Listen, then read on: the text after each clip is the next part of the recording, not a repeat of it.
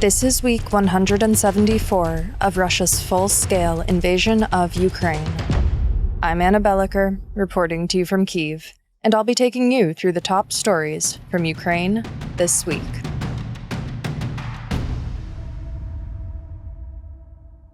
I greatly dislike that more often than not these days, this first segment of this show is titled either Attack on Kyiv or Deadly Attacks if multiple major cities were terrorized. Last week, I went into detail about the large-scale attack on Kyiv for the second week in a row. This week, I have the task of conveying the details of yet another large-scale attack on Kyiv, but also a particularly deadly one on the central Ukrainian region of Dnipro, which came the day after. Let's start with Monday night's attack on Kyiv, which killed 10 people and injured 33 more. 6 locations were directly hit by Russian aerial objects, and debris fell on 25 locations around the city. An 11-year-old girl and her mother were among those killed when a ballistic missile hit a 5-story apartment building. Elsewhere in the building, 2 parents and a grandfather were killed, while the family's teenage son survived. As was the case in last week's attack, observers, including Kyiv independent journalists, noted patterns of destruction indicating that widely banned cluster munitions may have been used in the attack. My colleague Daria visited the site of the ruined apartment building, so I'll let her show you. We're now at the site of Russia's recent deadly attack on Kiev that killed at least 7 people and injured dozens more. Overnight on June 23rd, Russia launched a wave of attack drones and missiles at the capital, hitting civilian infrastructure across the city. Тут проживають наші знайомі і мої друзі. І прилетіло і були зруйновані саме ті поверхи, де проживали наші знайомі, дуже близькі знайомі. І, на жаль, не вижили. Here the residential building was hit with a missile, and as of 1 p.m. people might still be trapped under the rubble.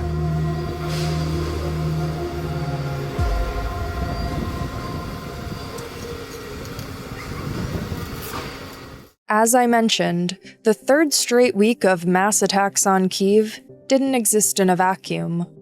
On Tuesday, a Russian missile strike on Dnipro Oblast killed 21 people and injured over 300 more, a third of which had to be hospitalized. The attack hit civilian infrastructure and a passenger train traveling from Odessa to Zaporizhia. As a side note, I once had a conversation with a coworker about the claustrophobic fear of being on a train that gets hit mid-journey, a scenario that isn't statistically likely, but has horrific effects when it does happen. As I say every week, these kinds of attacks are intended by Russia to terrify the Ukrainian public and make them feel as if nowhere in the country is safe, aka terrorism. It's gotten to the point where the majority of Ukrainians are 1 or 2 degrees separate from someone who's been killed or wounded in a Russian strike, with more and more affected with every passing week. And the mental toll of this is enormous. At the Kyiv Independent, we're funded by our readers, or in some cases, our viewers. We don't have paywalls or billionaire owners. We rely on our community. So we've reached our spring campaign goal, which means we are now a community of 20,000 plus members. And if you'd like to join and support the future of independent journalism in Ukraine, and get some pretty cool membership benefits, there will be a link to our membership page in the description below. I'd also like to thank everyone who donates directly via YouTube. Your support is greatly appreciated.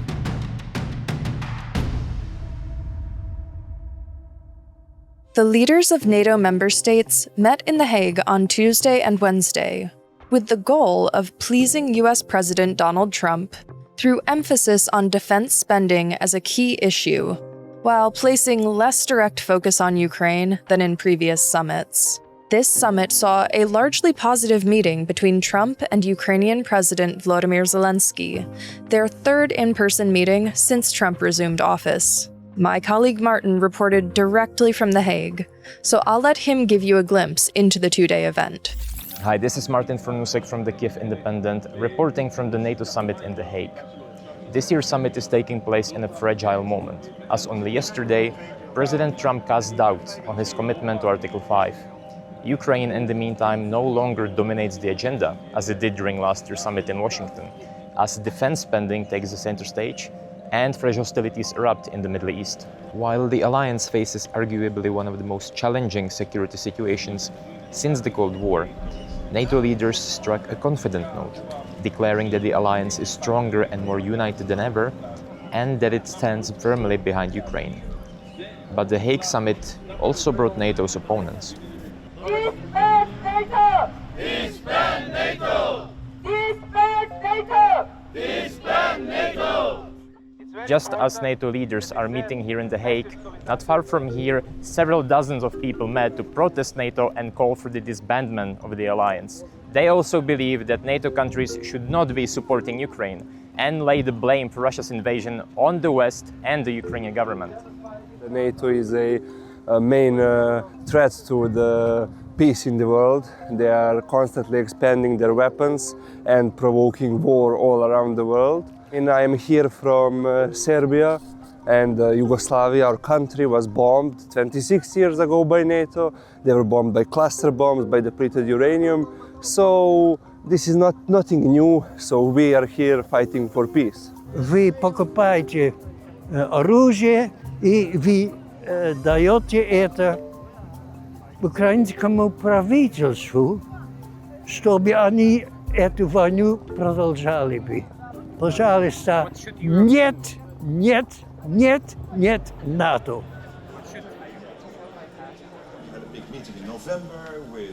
As the summit concluded, Secretary General Mark Rutte made the long-expected announcement that the allies agreed to raise the defense spending benchmark from 2 to 5% of GDP. He credited this directly to President Trump. Rutte was unusually emphatic in his praise for Trump, even referring to him as daddy, a remark that raised some eyebrows and underscored just how much the summit revolved around the US president. As we learned from a Ukrainian official, the allies did all they could to get Trump to attend the summit, giving him a royal treatment and keeping the summit intentionally short. Ukraine took a backseat. While the final statement of the NATO summit reaffirmed support for Ukraine, it did not contain any new commitments of new aid, except for allowing member states to count their support for Ukraine toward the new defense spending target. The statement also stopped short of condemning Russian invasion of Ukraine and did not address Ukraine's NATO aspirations at all. The summit did include a meeting between President Zelensky and Trump, which the Ukrainian president called as meaningful. While not many details are known, after the meeting, Trump was unusually critical of Putin, calling him misguided and saying that it is he, Volodymyr Putin, who must end the war. Ukraine left with little tangible progress from the summit, but no fiasco came to pass, which by itself can be seen as a success in this climate. It's also worth noting that Trump appeared receptive to the idea of providing Ukraine with further Patriot air defense, a critical weapon in defending against Russian aerial attacks. Trump also reportedly adopted a more supportive tone towards NATO overall, describing it as not a ripoff. He reiterated backing for the alliance and US leadership so long as members upheld their spending commitments. As Martin said, this summit was in no way a huge win for Ukraine, but likewise, it wasn't a disaster either. One other interesting thing to come out of the summit was the revelation that US Secretary of State Marco Rubio allegedly holds a much tougher stance on Russia when speaking privately. At a dinner with fellow diplomats during the summit, he reportedly acknowledged that Russia is the main barrier to peace, and said that more sanctions were likely on the horizon. Just hours later, he publicly contradicted this, saying that additional sanctions would simply drive Russia away from the peace process, and that only Trump would know the time and place to enforce consequences. This inconsistency in private versus public messaging is perhaps not shocking for Rubio. Since Trump's re-election, Rubio has toed the party line and refused to overtly contradict Trump, while wearing a 1,000-yard look of misery that seems to betray some kind of internal conflict. What his private remarks betray about the inner thoughts and conversations between members of Trump's administration is still debatable, but the Secretary of State noting that it is Russia preventing peace from being negotiated is certainly notable. I am so excited to announce that the Kyiv Independent's long-awaited print magazine is now ready to ship, meaning that your bookshelf or coffee table can now display the writing and photography of independent Ukraine. This print edition is a labor of love by all of us and contains essays and stories by our staff, as well as photos and art, giving you a tangible glimpse into the world of young people living and working through war. The magazine can be shipped worldwide, with some obvious exceptions, and there will be a link to it in the description below.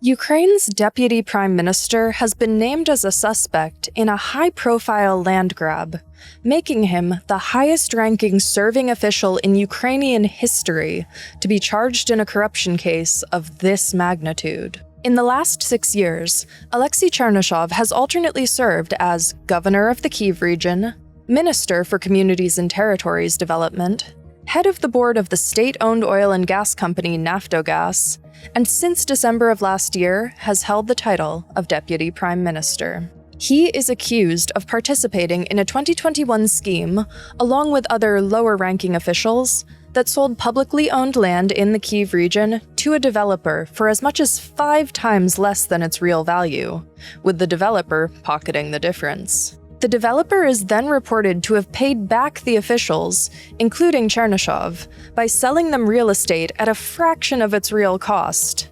And by a fraction, it's estimated that the difference may have been along the lines of selling apartments valued at over $700 per square foot for roughly $25 per square foot. This gave the participants in the scheme an estimated net profit of 14.5 million Ukrainian hryvnia, or over $346,000. The National Anti-Corruption Bureau of Ukraine, or NABU, began investigating this case last summer. So just over 2 weeks ago, the Bureau notified 5 individuals, not including Chernyshov, that they were under suspicion of participating in the scheme. A few days later, on June 16th, Chernyshov left Ukraine for Vienna, which obviously threw huge suspicion on him amid the emerging details of the case. However, he returned from abroad last Sunday, claiming that he had been traveling on business and telling the Kyiv Independent that all rumors that he was fleeing the country were unfounded and part of a smear campaign enacted by unknown individuals. 1 day later, on Monday, Chernyshov was notified that he was the 6th individual suspected in the case. Tuesday saw international outlets reporting more and more details of the case with Chernyshov's name attached, and a preliminary hearing was scheduled for Wednesday, where it was expected that the court would assign Chernyshov bail in the pre-trial period, rather than detain him. However, that hearing was postponed till Friday, and no details were immediately available about whether it took place or what the outcome was. Chernyshov has denied all accusations, saying that he will not resign from his post as deputy prime minister and is prepared to cooperate with the investigation. Not only is Chernyshov the highest-ranking serving official accused of corruption in Ukrainian history, he is also widely believed to be friends with President Zelensky, and even their wives are reported to be friends. One Kyiv watchdog told the Kyiv Independent that the presidential office may not be quick to throw Chernyshov under the bus, so much as to cast doubt on the institutions accusing him of corruption, which would undermine the justice process. The charges against Chernyshov come as Ukraine undergoes an ongoing wide-scale reform of its government, with the understanding that accession to the European Union is contingent upon ridding Ukrainian institutions of deep-rooted corruption. The reforms were underway before the full-scale war began, with institutions like NABU established after the 2014 Euromaidan revolution. But the process of ridding the country of corruption has been far from linear, as the systems in place resisted to varying degrees. Obviously, wartime both heightens the need for anti-corruption measures, while also hampering the ability of anti-corruption agencies to carry out investigations. While institutions outside outside of Ukraine don't have a clear way to monitor change or enforce consequences if reforms aren't implemented. Prior to the war, European countries in particular gave financial aid to Ukraine on the precondition that it demonstrate meaningful and measurable reform of its government. But few countries are rigorously following up on those conditions as Ukraine fights for its survival against Russia. So, in short, there's no consensus on how one applies pressure on a country at war to reform its government. And the result is a series of stalled or outright botched reforms that undermine Ukraine and its hopes for a future in the EU. The fact that someone as high-ranking as Chernyshov is being investigated is a good sign for Ukraine's democratic future. But it remains to be seen how the government will react from the top, and whether there will be justice, as the entire world is watching.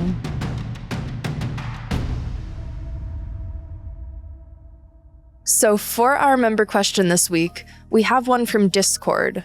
Question is, a former general of the Royal Netherlands Army said that they, the 32 NATO countries, might count aid to Ukraine under the 1.5% for defense-related stuff. Do we have confirmation on that? So I will be turning over to my colleague to give me a hand in answering. Good question. During the Hague summit, NATO members agreed to lift the overall defence spending benchmark from 2 to 5% of GDP. This would include 3.5% on things like weapons and 1.5% on other defence-related articles like infrastructure and cybersecurity. And yes, it's true that direct aid to Ukraine's military and defence industry will count towards this new defence spending goal. The summit's final document explains that the Allies recognise that support for Ukraine is linked to the security of the alliance as a whole. This will give the Allies an additional incentive to maintain or increase support for Ukraine, but in no way obliges them to do so. That's all for this week. We'll be back next Sunday with more news from Ukraine. If you enjoyed this video, as much as anyone can enjoy this kind of news, please consider becoming a member of the Kyiv Independent community. It's truly thanks to viewers like you that we can do this work, and we are so grateful for your support. Thanks for watching. I'll see you next week.